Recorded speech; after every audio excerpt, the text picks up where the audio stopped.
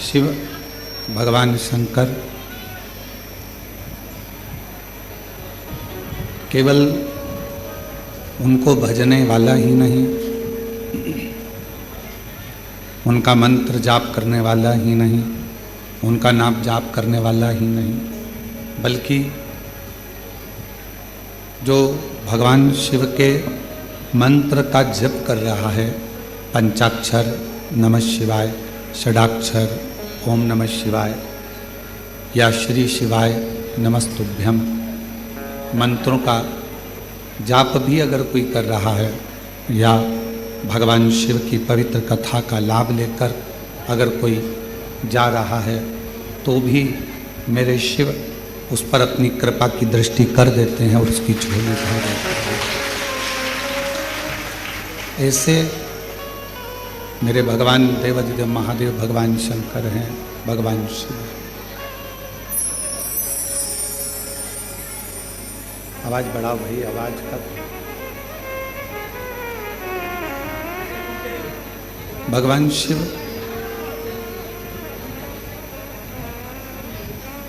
केवल जपने वाला, भजने वाला या स्मरण करने वाला ही नहीं,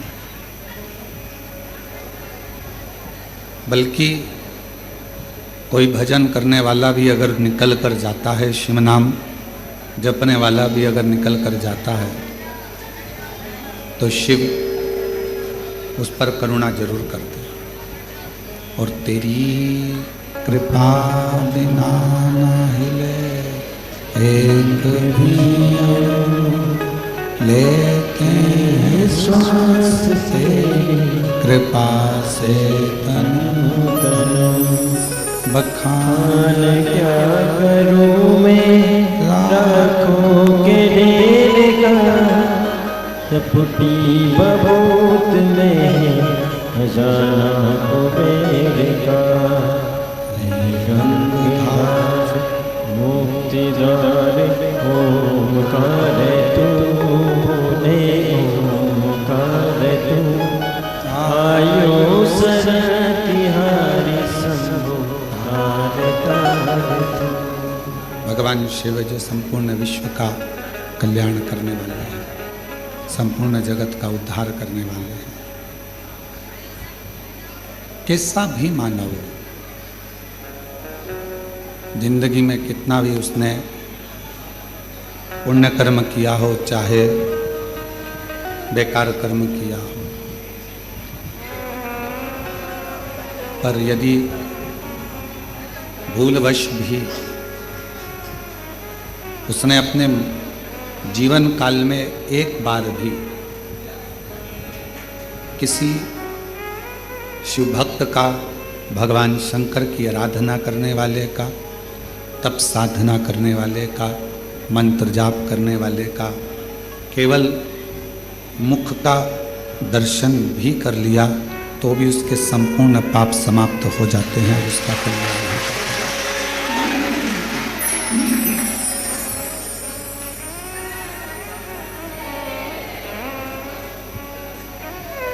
इसलिए संपूर्ण जगत में भगवान शंकर के नाम जाप की, भगवान शंकर के मंत्र जाप की, भगवान राम के नाम जाप की, भगवान कृष्ण के नाम जाप की बड़ी महत्वता।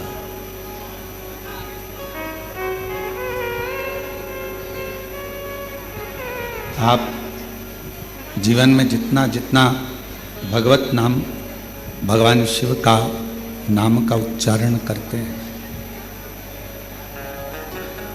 शिव को उतना अपने करीब में आप पाते जाते हैं, भगवान शंकर को अपने नज़दीक में पाते जाते हैं।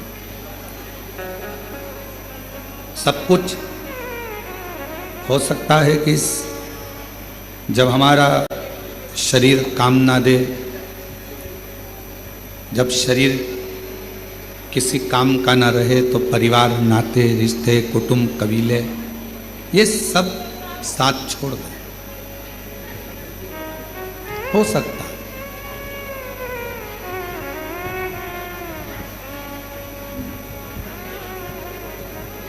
शरीर में अगर रोग आ जाता है, शरीर में अगर कष्ट आ जाता है, शरीर अगर कोई बड़ी बीमारी को अगर पकड़ लेता है, शरीर अगर किसी बीमारी से ग्रसित हो जाता है, तो हो सकता है कि कोई साथ दे ना दे, सब दूर हट जाते हैं, सब दूर चले जाते हैं। पर तुम्हारा दुख देखकर, तुम्हारी बीमारी देखकर, तुम्हारा तकलीफ देखकर, तुम्हारा कष्ट देखकर केवल एक जो तुमसे दूर नहीं जाता,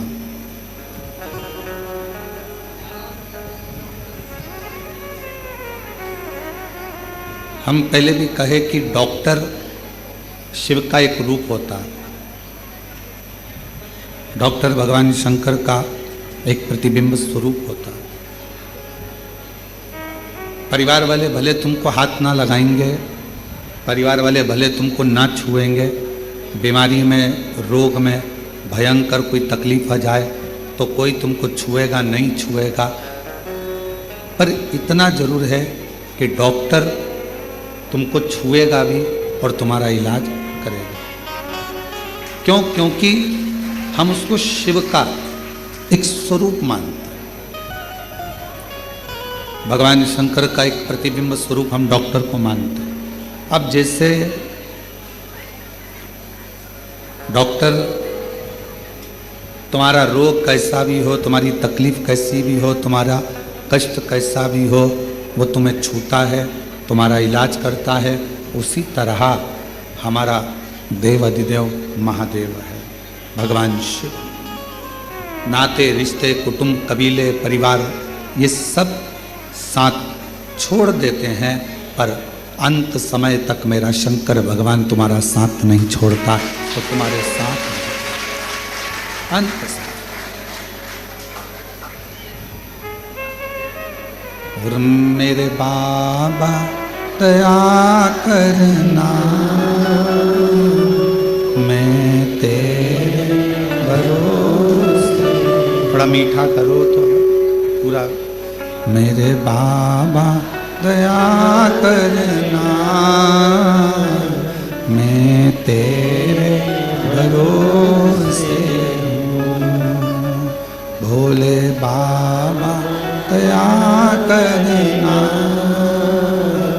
मैं तेरे भरोसे हूँ। ना घर के भरोसे हूँ, ना परिवार के भरोसे हूँ, ना घर के भरोसे हूँ, ना परिवार के भरोसे हूँ। मेरे बाबा दया करना, मैं तेरे भरोसे हूँ। भोले बाबा दया करना, मैं तेरे भरोसे हूँ। कोई आएगा नहीं आएगा, कोई साथ देगा नहीं देगा, कोई आपका आकर हाथ पकड़ेगा नहीं पकड़ेगा, कोई गारंटी नहीं है। पर एक है जो हाथ पकड़ने के बाद हाथ छोड़ता नहीं, वो नहीं छोड़ता। और खास तौर से शिव के मंदिर में जाकर जब अपना हाथ लोटा पकड़कर, एक लोटा जल पकड़कर जब आप अपने हाथ को आगे कर कर शिव जी को जल चढ़ाते हो ना, जो हाथ देवाधिदेव महादेव को जल चढ़ाने के लिए ऊपर की ओर आता है, उसको मेरा देवाधिदेव महादेव जिंदगी भर नहीं छोड़ता, उसको पकड़ कर।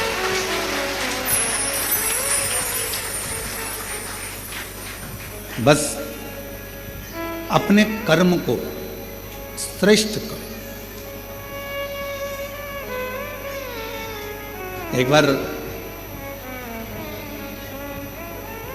भगवान विष्णु जी के, भगवान नारायण के साले माता लक्ष्मी जी के भाई दाता विधाता।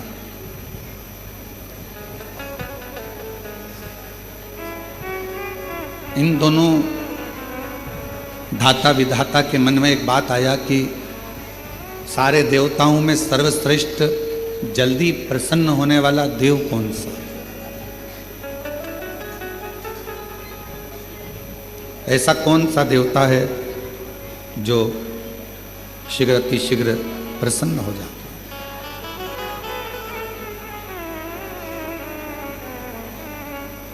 मन में भाव उत्पन्न हो गया। उस देवता का हम भी भजन करें, हम भी पूजन करें, हम भी स्मरण करें, आखिर वो देवता है कौन सा?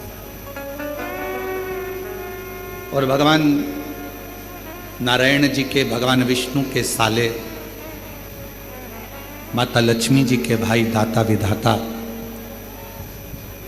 ये पूछने के लिए, ये जानने के लिए कि 33 कोटि देवता में सबसे जल्दी प्रसन्न होने वाला देवता कौन सा, इसको जानने के लिए स्वयं दाता विधाता भगवान नारायण के पास पहुंच गए।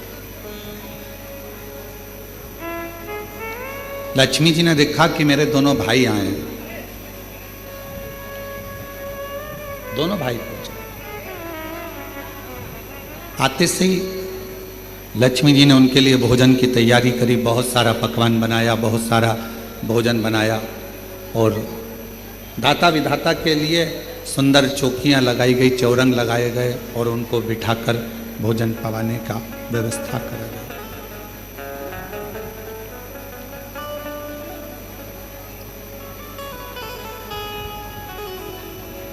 लक्ष्मी जी ने अपने दोनों भाई दाता विधाता से पूछा, आज बहुत समय के बाद आप लोग बैकुंठ आए हो, कैसे आना हुआ इस बैकुंठ की पवित्र धरा पर?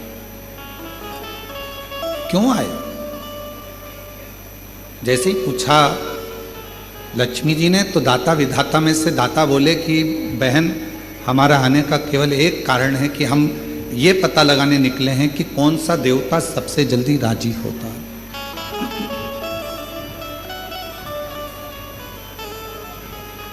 वो देवता है कौन सा जिसको कोई पूजन करे तो भी राजी है, पूजन ना करे तो भी राजी है, कोई जल चढ़ाए तो भी राजी है और जल ना चढ़ाए तो भी राजी है, कोई आराधना करे साधना करे तो भी राजी है और कोई आराधना साधना ना करे तो भी राजी है, कोई उसका जप करे, मंत्र जपे तो भी राजी है और मंत्र ना जपे तो भी राजी है कौन सा?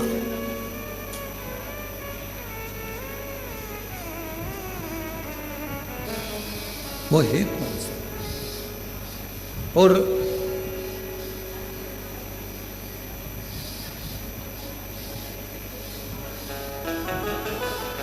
हमें उसे जानना है,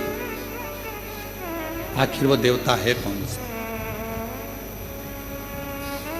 भगवान नारायण तो उस समय पर नहीं थे, पर माता लक्ष्मी सुन रही थी और माता लक्ष्मी श्रवण करते करते करते करते माता लक्ष्मी जी के मन में भाव आया कि अब मैं क्या तुमको बताऊं, कौन हो सकता है, कौन होगा?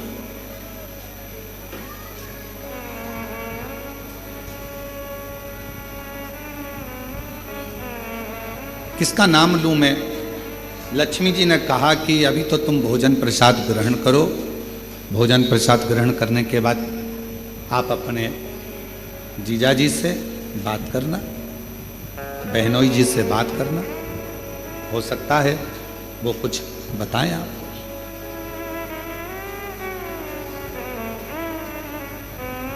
भोजन करा दाता विधाता ने और भोजन करने के बाद दाता विधाता दोनों इंतजार करने लगे भगवान नारायण का कि कब वो उठेंगे और हम उनसे प्रश्न करेंगे। वो उठें और हम प्रश्न करें। और सीधी सीधी सी बात शिवमहापुराण की कथा कहती है, जब किसी सदगुरु के पास जाओ, किसी संत के पास जाओ, किसी गुरु के पास जाओ, या किसी भगवान के अविरल भक्त के पास जाओ, अपनी जल्दबाजी लेकर मत जाओ। मुझे गुरु जी से मिलना है, संत से मिलना है, साधु से मिलना है, तपस्वी से मिलना है, भक्त से मिलना है। उस समय केवल तुम्हारे हृदय में एक मिलन की आस हो, शिव को पाने की आस हो। भगवान शंकर को प्राप्त करने की आस हो। दाता विधाता दोनों बैठ गए, इंतजार कर रहे हैं, थोड़ा प्रतीक्षा कर रहे हैं कि शिव जी अभी भगवान नारायण से हमारी मुलाकात होगी, भगवान नारायण से हम मिलेंगे, बात करेंगे। थोड़ा समय लगा। कुछ देर के बाद भगवान विष्णु के नेत्र खुल गए और भगवान नारायण के नेत्र खुले और भगवान नारायण ने पूछा, आज हमारे इस पवित्र बैकुंठ धाम में आप दोनों आए हैं दाता विधाता, क्या बात है, कैसे आना हुआ? तो कहा बस एक प्रश्न था और उसी प्रश्न के उत्तर के लिए मैं यहां पहुंचा। 33 कोटि देवताओं में वो कौन सा देवता है जिसका मंत्र जपें तो राजी है, ना जपें तो राजी है, पूजन करें तो राजी है, ना करें तो राजी है, और जो सर्वस्व एक क्षण में प्रसन्न हो जाता है, कुछ क्षण में वो प्रसन्न हो जाता है। जैसे ही दाता और विधाता ने कहा, कहते से ही भगवान विष्णु ने अपने नेत्र बंद करे और एकदम मौन हो गए, चुप, एकदम चुप। अब भगवान नारायण नेत्र नहीं खोल रहे, अब भगवान विष्णु के नेत्र नहीं खुले, अब एकदम मौन होकर वो चुप हो। ऐसा लग रहा है जैसे कोई साधना में, कोई तप में डूब गया, कोई आराधना में डूब गया, मौन है। और कर्पूर गौरम करुणावतारम संसार सारम बुझ गए हृदया भवम भवामी सहितम। नमः शिवाय, ओम नमः शिवाय, नमः शिवाय। शिव जी के जैसे ही दाता विधाता के मुख से निकला शब्द कि वो कौन सा देव है, शीघ्र राजी होने वाला, भगवान नारायण ने नेत्र बंद कर लिए, मौन हो गए। शास्त्र कहता है कि नारायण को भगवान श्री नारायण को माता लक्ष्मी जगा रही हैं, तो भी नारायण जाग नहीं था। खूब जगाया, नहीं था। बारंबार प्रयास करा परंतु नहीं जागा। अब लक्ष्मी जी ने नारायण भगवान को देखा तो माता लक्ष्मी जी के मन में आया कि मेरे पति तो आज तक चातुर्मास में 4 महीना भले मेरे भगवान सोते हैं, ये मानती हूं, पर ये अभी तो सोने का समय नहीं, और तुम्हारे प्रश्न करते से ही भगवान सो गए, नेत्र बंद हो गए।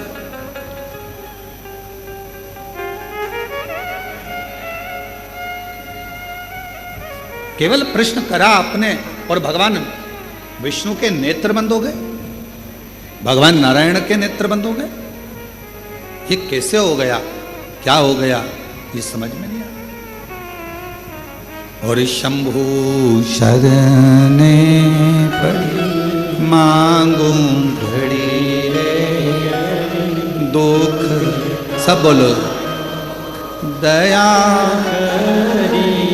दर्शन हो।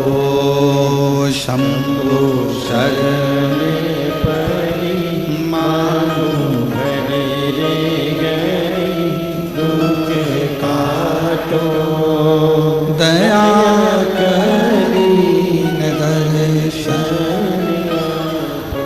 आखिर ऐसा प्रश्न में क्या है कि भगवान नेत्र बंद कर लिए, बोलने को तैयार नहीं है, मौन हो गए, डूब गए किसी मंत्र के अंदर? क्या?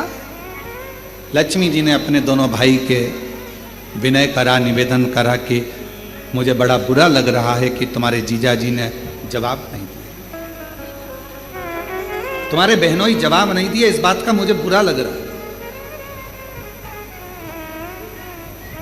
पर मैं माता ब्रह्माणी जी से निवेदन करती हूं कि ब्रह्मा जी इसका जवाब दे दें। जाओ ब्रह्मदेव के पास पहुंचो, थोड़ा कथा पर ध्यान देना, बड़ी सुंदर कथा है।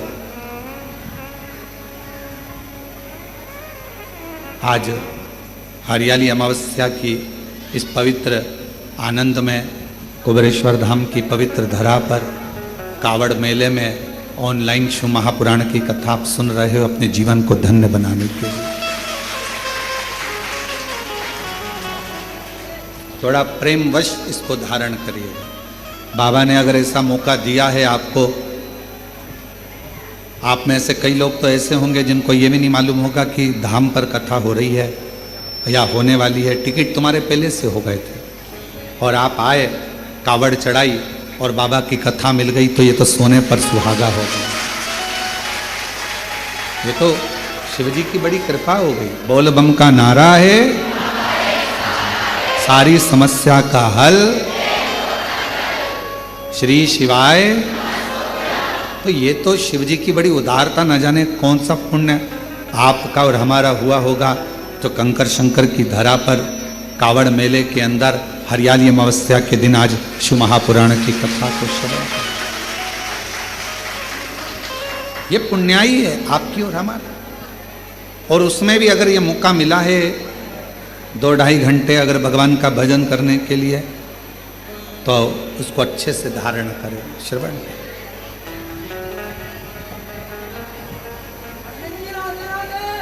भगवान शिव, भगवान शंकर अब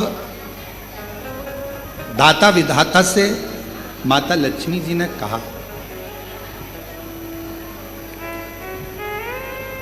माता लक्ष्मी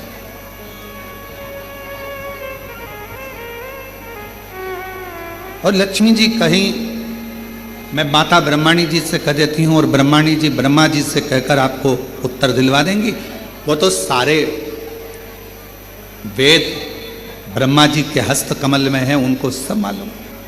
आप जाओ और जाकर उनसे निवेदन करो। चले दाता विधाता फिर चले और दाता विधाता चलते चलते दाता विधाता चलते चलते सीधे भगवान ब्रह्मदेव के पास पहुंच गए, ब्रह्मा जी। और ब्रह्मदेव के पास में जाकर दाता विधाता ने फिर नमन करा, प्रणाम की। और प्रणाम करते ही ब्रह्मा जी से मुलाकात हुई। ब्रह्मा जी तो बैठे थे। दाता विधाता ने कहा, ब्रह्मा जी ने पूछा, आज दाता विधाता तुम दोनों का यहां आगमन हुआ क्यों? क्यों हुआ? कोई व्यक्ति की कामना होती है, कोई व्यक्ति के भीतर प्रश्न होता है, कोई व्यक्ति के भीतर कोई बात होती है, कोई व्यक्ति के भीतर कोई श्रद्धा होती है, कोई विश्वास होता है, कोई मन की दृढ़ता होती है, तो देवताओं के पास जाना होता है। व्यक्ति के अंदर मन में भगवान से कोई चाह होती है तो लोग भगवान के मंदिर, देवालय, शिवालय तक जाते हैं। तुम्हारी चाह क्या क्या चाहते? भगवान ब्रह्मा जी ने जैसे पूछा, पूछते से ही दाता विधाता ने कहा कि बस एक छोटा सा निवेदन है हमारा, हमको ये पूछना है कि सारे देवताओं में वो कौन सा देवता है जो शीघ्र राजी हो जाता है? जप करें तो ठीक, ना करें तो ठीक, भजन करें तो ठीक, ना करें तो ठीक, पूजन करें तो ठीक, ना करें तो ठीक। जैसे ही ब्रह्मा जी के सामने बात गई और ब्रह्मदेव भी अपनी साधना में मौन हो गए, चुप। कोई मुख से, किसी मुख से ब्रह्मा कुछ बोल ही नहीं रहा, एकदम कुछ नहीं, कोई शब्द ब्रह्मा जी के मुख से निकल ही नहीं रहा, कोई अक्षर ब्रह्मा जी बोल ही नहीं पा रहे, मौन।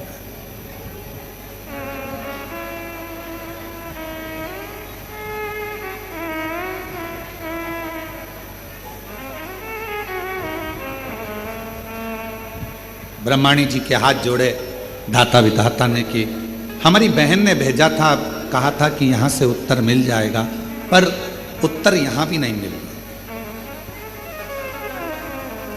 माता ब्रह्माणी जी ने हाथ जोड़कर कहा, ब्रह्मा जी को तो नींद आती नहीं, सोते नहीं।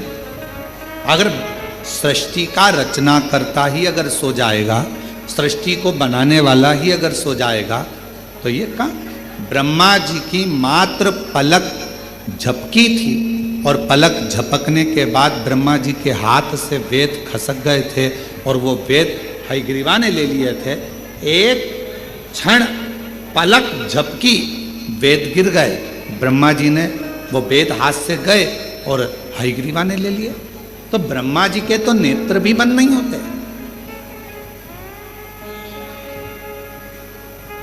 कई कल्प निकल जाते हैं तब ब्रह्मा जी की पलक झपकती है, कई कल्प निकल जाते हैं।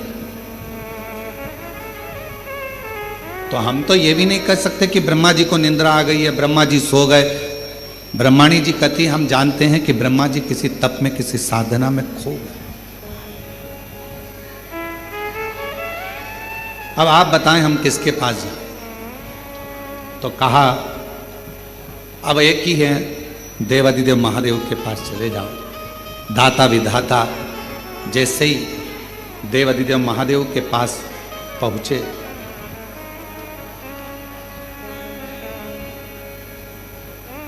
जैसे ही देवादिदेव महादेव के पास में पहुंचे तो क्या देख रहे थे? देवादिदेव महादेव के पास पहुंचते से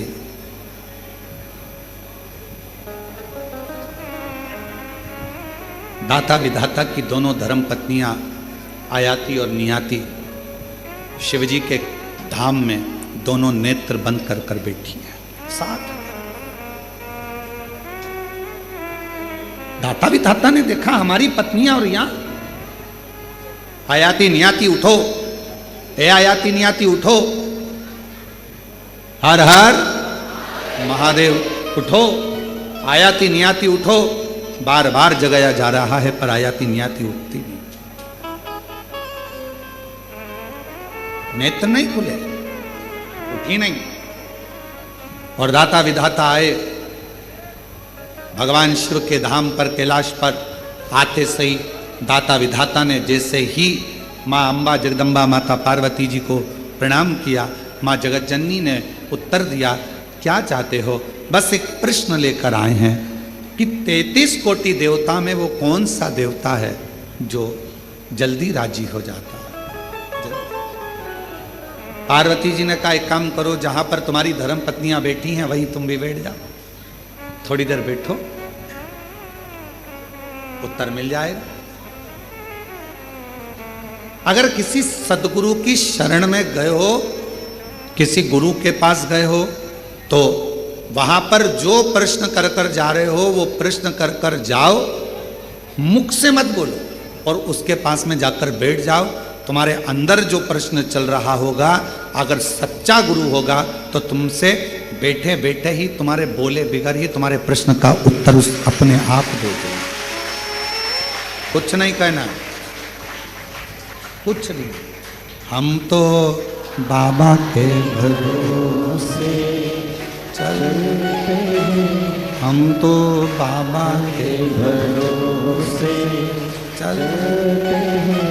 ये दुनिया वाले जलते हैं, ये दुनिया वाले जलते हैं। हम तो बाबा के भरोसे चलते हैं, डमरू वाले के भरोसे चलते चलते हैं, सीहोर वाले के भरोसे चलते हैं। अब सतगुरु के पास, सच्चे भक्त के पास, संत के पास अगर आप पहुँचे हो, आपको कुछ नहीं बोलना, जाकर बैठ जाना है। थोड़ा बहुत गुरु का दर्शन करते रहना। दर्शन करोगे, सत्संग सुनोगे, कथा सुनोगे, कहीं ना कहीं तुम्हारे प्रश्न का उत्तर उस पूरे सत्संग में, कथा में आपको प्राप्त हो जाएगा। एक फैशन, दूसरा व्यसन, तीसरा संग, चौथा सत्संग। इन चारों का अलग अलग क्रम है। क्या क्या? जम के बोलो। पहला फैशन, दूसरा व्यसन, तीसरा संग और चौथा सत्संग। चारों का अलग अलग है। फैशन क्या करता है? आपको ऊपर से अच्छा करता है। कपड़े की डिजाइन चेंज हो गई, आप ऊपर से अच्छे लगे। बाल की डिजाइन चेंज हो गई, आप ऊपर से अच्छे लगे। बहुत सारे आते हैं नई नई राय देने के। हमसे भी आकर जो मिलने आते हैं तो कई बार बहुत विद्वान भी आता। बच्चे हैं वो तो कहने में कुछ भी कह जाए। ओ गुरुजी, तुम्हारे आगे के पूरे बाल उड़ गए, हमारे उधर एक डॉक्टर है वो ट्रांसप्लांट कर देता।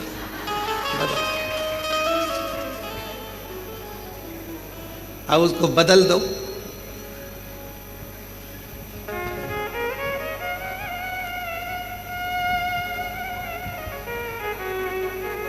तो हमने कहा वो लगाया हुआ और फिर वापस निकल गया तो कहे वो तो बिल्कुल फिट करते हैं अंदर से, तो वो उगते रहते हैं। अच्छा, हमने कहा ठीक है। अब हमने कहा संसार सागर में आज के जमाने में शंकर भगवान अपने भक्त के मस्तक पर चंद्रमा तो नहीं रख सकते, पर चांद जरूर बना देते हैं।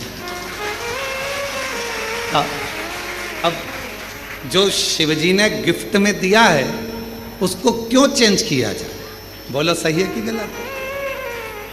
जो मेरा भोला बाबा, मेरा शंकर, मेरा त्रिकालदर्शी, कैलाशी, अविनाशी ने जो दिया उसको कौन बना?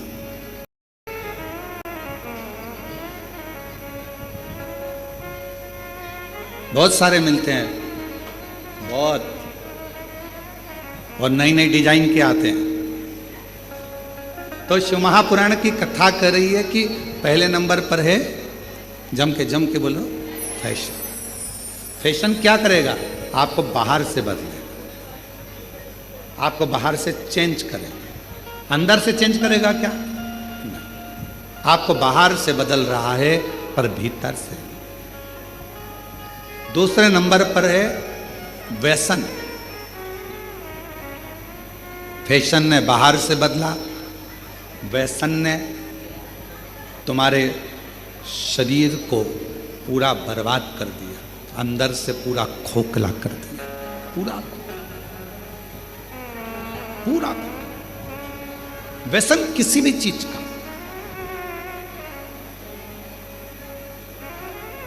आज भारत की भूमि पर जगह जगह पर पुलिस प्रशासन नशा मुक्ति अभियान चला रही है और उसका एक ही कहना होता है कि आप नशे से दूर रहें। नशे से।